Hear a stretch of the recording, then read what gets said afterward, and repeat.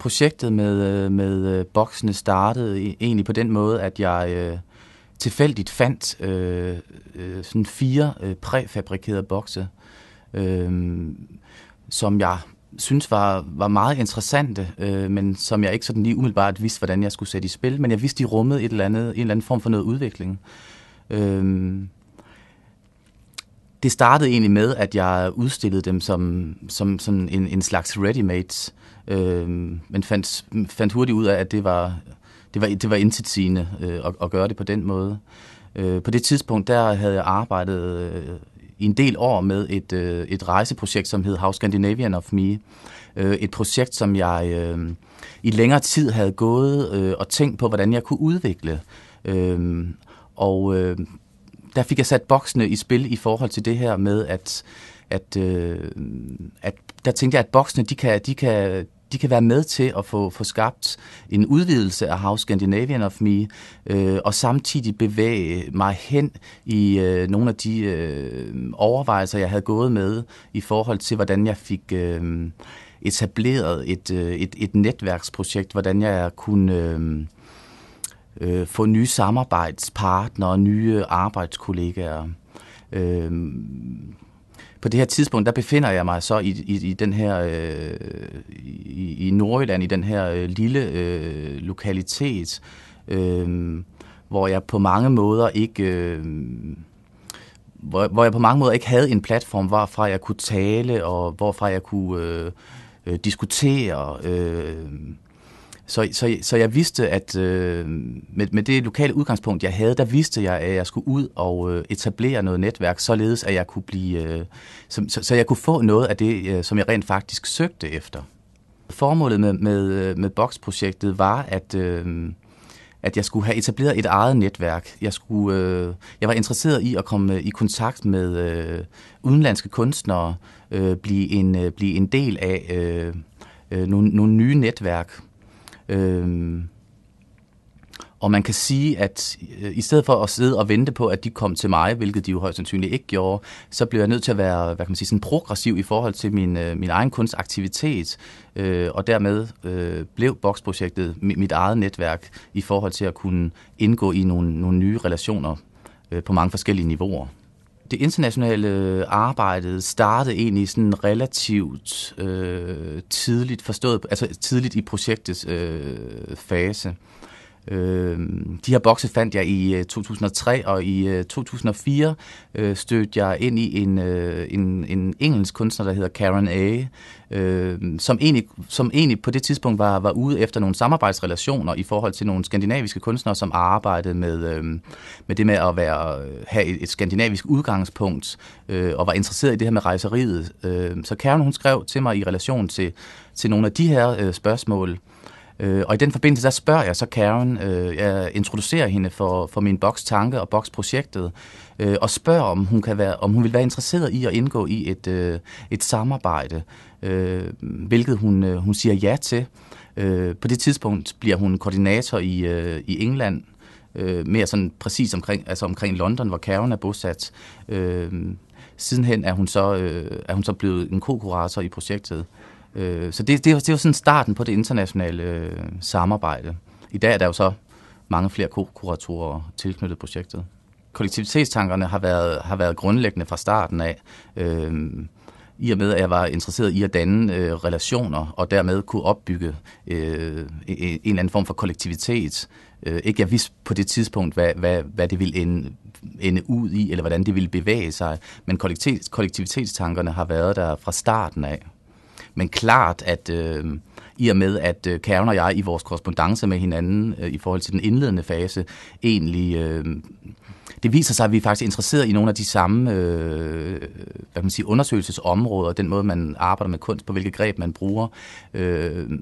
Den fælles reference, vi har, blandt andet også om det kollektiviteten, er selvfølgelig med til at fordre, at der bliver lagt endnu mere vægt på den del.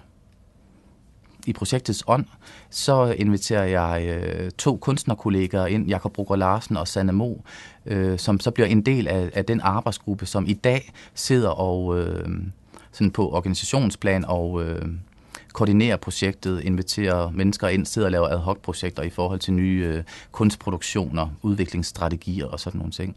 Så projektet i dag tæller sådan en arbejdsgruppe, hvor vi er 3 kunstnere, og så har vi så alle de her kuratorer rundt omkring i primært i Europa. Det, der har været kendetegnende lige fra starten, hvor jeg finder boksene i 2003 og lancerer projektet i starten af 2004, det er, at den her metalboks har været central hele vejen igennem.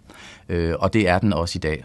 I dag hedder projektet The Travelers Box, og det har det gjort nogle år nu. Det, som der er blevet tilført boksen i dag, det er, at der er blevet udarbejdet en manual, som er ilagt boksen, og som rejser med boksen. Og man kan sige, at manualen er central, fordi at i manualen er der beskrevet, hvad det her det er for et projekt, hvordan man arbejder i projektet, hvilke undersøgelsesspørgsmål man skal forholde sig til, når man modtager boksen som kunstner, hvad det er for nogle ting, kuratorerne skal være opmærksom på, når de arbejder i projektet. Så i dag er der den her metalboks, og der er så den her manual.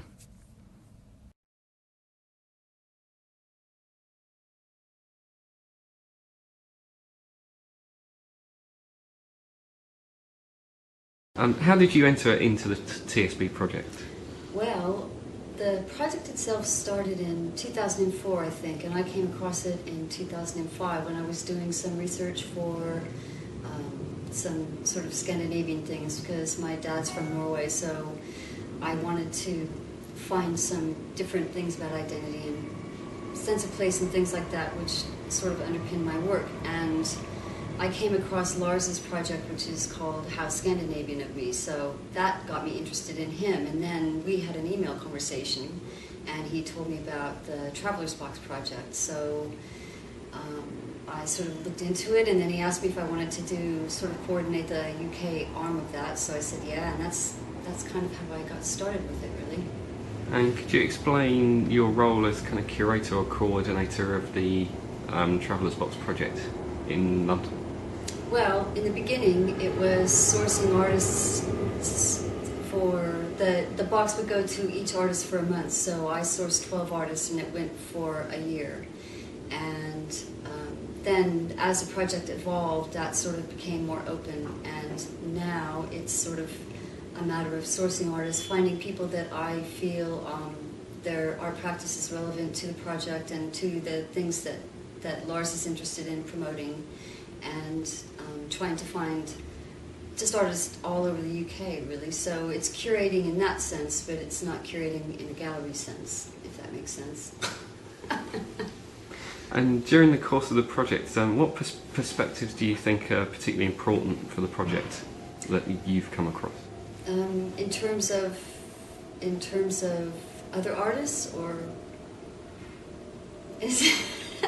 as far as the kind of people that you've asked to kind of be involved, the work that you've done with it, and what Lars has kind of asked you to kind of do with it that have come out as being quite important. Okay, I think first of all the collaborative aspect is important, because it's a borderless collaboration. So you've got artists from all over the world that are dealing with this object or these series of objects, and it opens up a lot of possibilities for getting to know other artists that are like-minded or have the same sort of interests. And then the other thing is, my particular interest was in that interest of identity and borderless sort of, you know, what does nationality mean, what does border mean, and those kinds of things. So it's kind of a two-pronged thing for me, really. And do you think working with the project has changed your practice in any way? No, I don't think it's changed it, but I think it's enriched it, because it's made me look at different artists' work. It's made me come out of myself a bit, and I have to push myself to find artists, and in that sort of curatorial role, you know, you have to sift and you have to be a bit, what's the word, not ruthless, but you have to be considered. So in that sense, I think it's made me grow, and it's enhanced my practice in that sense, yeah.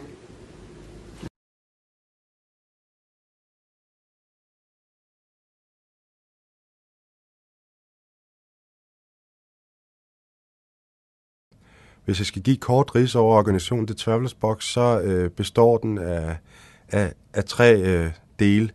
Der er en arbejdsgruppe, og ud fra den her arbejdsgruppe, der er en international gren,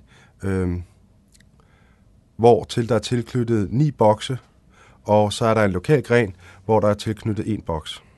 Arbejdsgruppen arbejder primært med hele projektets koncept og videre idéudvikling. Vi arbejder med udvikling og vedligeholdelse af det netværk, som The Travelers Box er. Derudover er en stor opgave at kuratere kommende kunstnere og ko-kuratorer ind i projektet. Det kan for eksempel ske ved open calls på Volue, eller det kan ske via vores egne netværk, eller vi har også nogle gange kunstnere, der selv henvender sig til os, som har hørt om projektet. Altså det, vi leder efter, når vi har kontakt med en kunstner eller en kurator, det er jo selvfølgelig først og fremmest deres kunstsyn og praksis, men måske allervigtigst i det her projekt, det er, at vi kan fornemme, at der er en arbejdslyst og en nysgerrighed samt en stor interesse for vidensdeling i netværk. Vores hjemmeside, som hedder thetravelersbox.org, den opdaterer vi og udvikler løbende, og det er så det sted, hvor hele projektets kunstdokumentation bliver formidlet. PT så har vi 9 ko-kuratorer tilknyttet projektet. Der er 5 i Europa, 3 i USA og 1 i New Zealand. Og hver af de her ko-kuratorer, de har en boks, og som de så løbende kuraterer kunstnere ind, enten for egne netværk, for opsøgende arbejde, open calls eller lignende. Og man kan sige, at den her internationale gren, det er livsnerven i projektet. Altså det er den her gren af projektet af kunstværkerne, de produceres, og hvad kan man sige, det er her projektets grundidé, den folder sig ud. Den vigtigste opgave for en ko-kurator er selvfølgelig at kuratere nye, interessante kunstnere ind i projektet, og derudover og sådan helt praktisk at etablere samarbejdsaftaler med de kunstnere, som de har kurateret ind, og der har de jo projektets manual som arbejdsredskab, og udover det så at I være i en løbende dialog og samarbejde og idéudveksling med arbejdsgruppen. Altså de arbejder i en kortere periode i projektet med at udarbejde et decideret værk til projektet med udgangspunkt i de her undersøgelsesområder, som så findes i manualen. Og man kan sige, når de så opstarter det arbejde, så bliver de også automatisk en del af det her internationale kunstnetværk, som The Travelers Box jo er. Altså den lokale gren, det er arbejdsgruppens platform for praksisnært kunstarbejde. Man kan sige, det er vores behov for, eller det er vores mulighed for i en slags parallelproces at arbejde med de undersøgelsesområder, som de kuraterede kunstnere i den internationale gren arbejder med. Og ligeledes med dem, så er de her kunstværker jo udarbejdet med udgangspunkt i projektets manual. Og det her arbejde i den lokale gren, det har 2 formål. Et af de her kunstværker, som arbejdsgruppen udarbejder, de kan ses som en slags synergi til projektets hele. Altså for eksempel via eksempler eller modeller til appropriation og inspiration. Og 2, så er det med udgangspunkt i arbejdsgruppens geografiske placering med til at give projektet en lokal forankring. Man kan sige, det vil sige, at vi bruger sammen er med til at udvikle det lokalsamfund, som vi er en del af.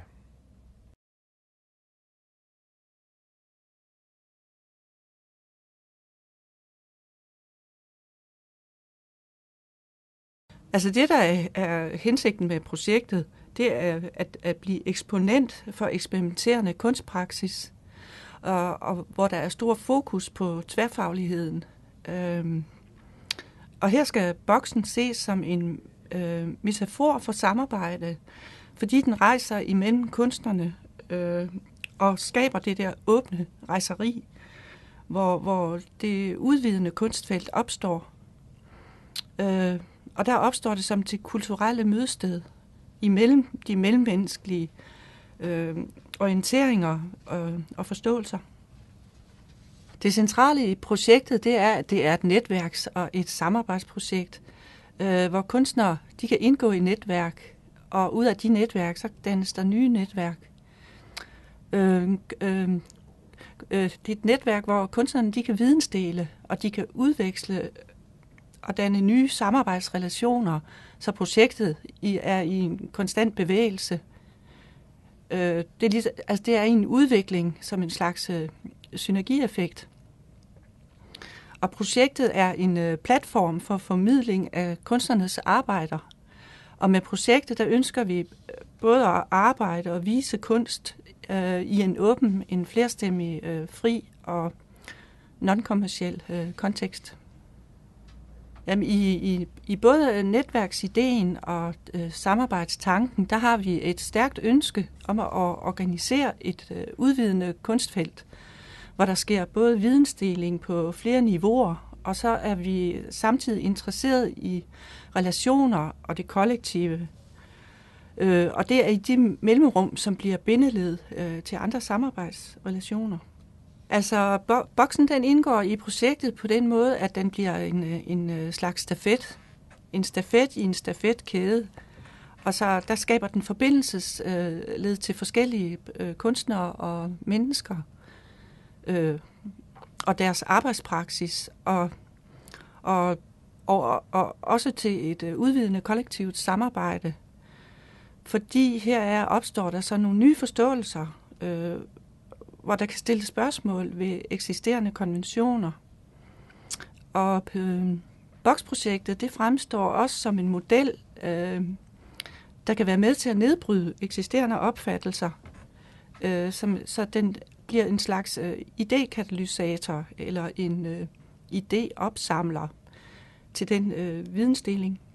Ja, altså det er det jo for, de i samarbejde med kunstnerne, altså der ligger jo en udfordring i, at det udfordrer projektet til at at vi gennemtænker det ret grundigt. Og så kan man også sige, at projektet bliver udfordret, og det gør vi også som kunstnere i det. Og i de samarbejder, der er det med til at udfordre altså vedtagende antagelser, som måske ikke længere er gældende.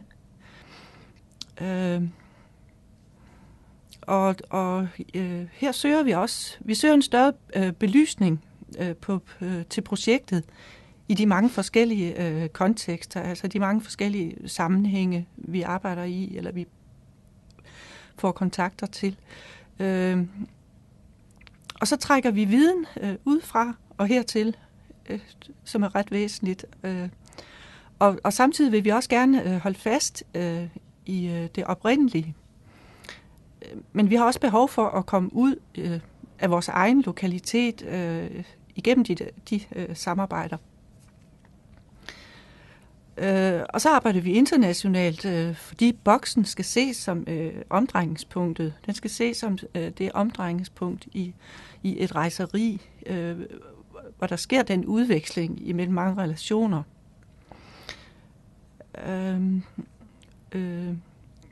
Og det er der bliver udforsket i vidensområder inden for blandt andet ideologi og nogle de sociale processer, kollektivitet og kulturelle fællesskaber. Og det er alt sammen nogle af de opgaver, som kunstnerne de arbejder med i undersøgelsesområderne.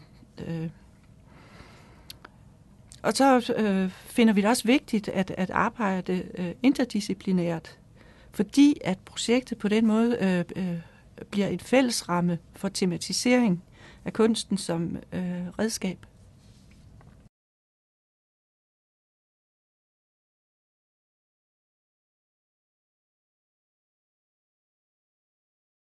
Som jeg opfatter Travelers Box, så sender man de klassiske begreber i udbud, kan man sige. Man sender det ud på en rejse, og man får dermed skabt nogle interessante spændinger i, hvad det egentlig vil sige at lave kunst, både visuelt og rumligt, men også hvad det egentlig vil sige at arbejde som kunstner. Ikke mindst i forhold til andre mennesker, andre kunstnere, men også i forhold til publikum. Der i Travelers Box indgår en række strategier, som gør det muligt faktisk at forholde sig til den kulturelle kontekst på en række interessante måder. Blandt andet som en kritik, ikke kun af det værkbegreb, som man måske normalt omgås med, eller som man normalt bruger i den kunstneriske i den kunstneriske sfære, kan man sige, den måde, man laver kunst på, men også i den måde, man opfatter kunst på, ikke mindst. Altså, den måde, som man lokalt, nu er vi jo i Nordjylland, opfatter kunst på, der er en mulighed for at arbejde med den opfattelse, måske også at forandre den, transformere opfattelsen af kunst i en række nye retninger. Så er der en væsentlig tredje ting, og det er, at man går ind og arbejder med det, man kunne kalde fremmedgørelsen af kunsten og fremmedgørelsen af ikke mindst af mennesket i forhold til det at skabe noget, som går ud over det hverdagsagtige. Og nogen vil måske påstå, at det vi har tilbage, det er kunsten. Altså vi har kunsten som en mulighed for at skabe en kritisk refleksion over, hvad vores forhold til naturen og kulturen er. Og det er blandt andet herunder jo altså den her fremmedgørende effekt, som er til stede i den vestlige kulturkreds overfor, hvordan vi som mennesker opfører os og hvordan vi agerer inden for et særligt kulturelt mønster. Sådan som jeg lige har lagt mærke til det, så bliver det jo også en form for metafor på den her, altså rejsen bliver en metafor på en særlig måde at agere på som kunstner. Altså man forfalder til H.C. Andersen rejse af at leve, men altså med fare for at blive sådan tautologisk, så kan man så sige, at måske havde manden jo universelt ret i den forstand, at det er jo en transformationsproces. At rejsen i sig selv giver nogle muligheder, som ellers ikke var der. Vi ved det jo også selv, når vi rejser ud, og man kommer tilbage, og så har man oplevet den her forskel. Så rejsen er måske, hvis man sådan siger det kort, jo grundlæggende forskelsættende. Altså man genererer nogle forskelle, noget som man kan sammenligne noget andet med. Og det er vel egentlig kernen, eller en af kernerne i Travelers Box, en af de vigtige kerner, vil jeg tro, i Travelers Box, at der bliver opsat nogle forskelle, der bliver opsat nogle sammenligningskriterier, måske lige frem, for hvordan kunsten den kan agere, hvordan den kan eksistere i forskellige rum, men også i særdeleshed, hvordan den kan komme til at betyde noget andet, end det lige at blot gå så en værekunst. Ikke? Så det er jo noget med at række ud over sig selv. Det at rejse er jo også at man skal sige, rejse et andet sted hen, som sig selv, og blive noget andet. Og det er det jo samme.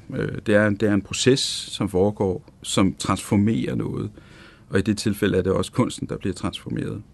I den forstand, altså der er jo en form for kollektivitet forbundet med Travelers Box, som er super interessant, fordi den jo forbinder mange forskellige kompetencer ind i det at lave kunst. Altså Travelers Box ser jeg som et sted, eller som en ramme, som gør det muligt for mange forskellige slags kunstnere, men også mange forskellige andre slags kompetencer, at arbejde sammen om at lave noget, som vi jo så her er enige om at kalde kunst, ikke? Og det er det jo også, men som jo i virkeligheden også rækker ud over det, igen, vi skal gå så en blot at være kunst. Altså, man vil jo gerne noget mere med det. I næste færd, så er der jo altså det her ekstra aspekt ved kunsten, som jo handler om, at så er det jo nok heller ikke længere kun kunstnernes domæne, ligesom det heller ikke er kuratornes domæne, eller hvem der nu er professionelle mennesker forbundet med et kunstforløb totalt set. Det er måske også, der er måske også nogle andre typer mennesker eller typer processer med inde og påvirke det, som bliver det kunstneriske værk eller den kunstneriske produktion, som bliver præsenteret. Og der er det jo interessant, at man har den her, hvad skal man sige, som jeg opfatter det, altså man bruger rejsen også som en form for metafor for en måde at arbejde på. Altså man har nogle sekvenser, ser jeg det lidt som, af forskellige kunstneriske udtryk, som kommer ind og kommenterer på hinanden. Altså der er jo også en rejselogik i det. Og nu ved jeg ikke, om man har tænkt på, hvordan rejsen slutter, men i første omgang, og basalt set er det jo nok i virkeligheden rejsens begyndelse, der er interessant, og så er man skubbet noget i gang. Og det er jo det handler om, og det er det handler om i dag for kunstnere, tror jeg, at man bliver nødt til dels at lave sine egne rammer, meget ofte rammer, som også forhåbentlig kan være med til at finansiere noget produktion, men så derud for de rammer, lave en produktion, som har nogle andre formål og mål end de traditionelle kunstneriske rum og kontekster. Så placerer Travelers Box sig som jeg ser det, et interessant sted midt imellem den der sådan mere teknologi, fascineret måske, og baseret kunst, som jeg holder meget af. Der kommer også meget godt ud af det. Det har måske ikke etableret sig så meget endnu, men der foregår meget der, som er alt muligt, og man kan godt sige, nu kan vi godt være kritiske og sige, 2% er måske godt, og resten er så, ikke? Og så en mere klassisk kunst, som man kan sige, den akademibaserede kunst, ikke? Og der er Travelers Box inde på en midterbane der. Holder fast i nogle af de gamle måske ting, men omformer dem til noget nyt, og har hele tiden en føler ud til det mediemæssige, til den omstændighed, at vi har altså en stadig stigende grad en kultur og en kontekst, som er baseret på en eller anden form for teknologisk kommunikation eller vekselvirkning mellem mennesker. Men altså i virkeligheden så peger Travelers Box jo ind på den her meget væsentlige sandhed, er det jo i grunden, at det intet nyt og intet kreativt fungerer eller foregår i isolation, ikke? Altså der skal altid der skal et netværk til, men der skal også en dialog til, ikke? Altså fordi hvad skal man lade? Netværk er jo baseret på dialog, at man snakker sammen, at man har en kontakt, man laver relationer, som kan være med til at styrke værdien i det man laver, eller kvaliteten snarere i det man laver, ikke? Men derudover, så er det jo, som du siger, det er jo også en slags eksistensstrategi, faktisk. Fordi, nu kan vi jo gå tilbage til det med rejsen af at leve. Så kan man vente den om og så sige, at leve er at rejse. Altså, der er jo en form for... altså, man kan i hvert fald sige som modbillede, at det ikke er muligt at leve og eksistere fuldt ud som kunstner, hvis man er fuldstændig alene om de her ting, hvis man ikke foretager en rejse, hvis man ikke bevæger sig. Så der er jo også en eller anden form for løftet pegefinger i det, at man bliver jo nødt til at bevæge sig. Altså man kan jo ikke sætte sig tilbage i sofaen og vente på, at tingene sker heller. Altså så der er jo også en fordring i projektet, vil jeg mene, som gør, at man faktisk også får markeret, at det er nødvendigt som kunstner at komme ud. Og man så må sige... Man skal passe på med den der rejsende handelsmandsmetafor, ikke? Men altså, man jo faktisk får præsenteret andre folk end lige sin egen kreds, sit eget miljø for det, man laver. Så selvfølgelig er der noget i den forstand, med fare for at bruge en forkert metafor her, men altså, der er jo også en salgsstrategi i det, altså, at man prøver, opfatter jeg det, at åbne op og så sige, jamen, hvordan er det egentlig en kunstproduktion og en kunstproces foregår, så andre også kan få et indblik i det og en indsigt i, hvad er det egentlig, man skal forholde sig til, når man interesserer sig for de her ting. Den der transformation, den transformative kreativitet. Og der mener jeg, at Travelers Box faktisk har været meget tidlig ude med noget, som nu er et meget diskuteret emne, ikke? Men har jo været meget tidligt ude med at markere det som et område. Og det er jo en bedrift, altså. At vi jo ikke kan, altså hvis vi ikke tror på, at mennesket faktisk er i stand til at agere i det her, og faktisk skabe noget, der er kvalitativt set er interessant og godt, og som har en betydning for andre mennesker også, så er vi jo dybest set fortabt, ikke?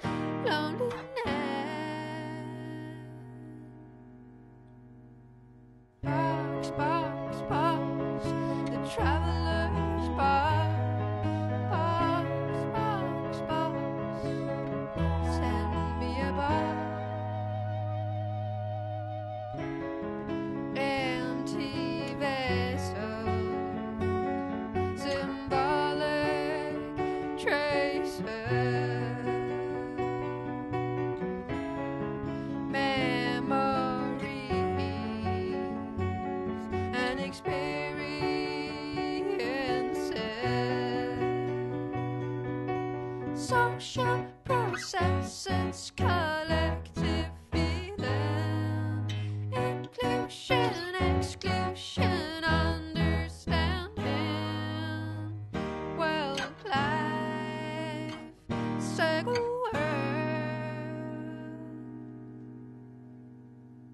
Box, box, box, the traveler's box, box, box, box. Share your box. Play, play, play, play.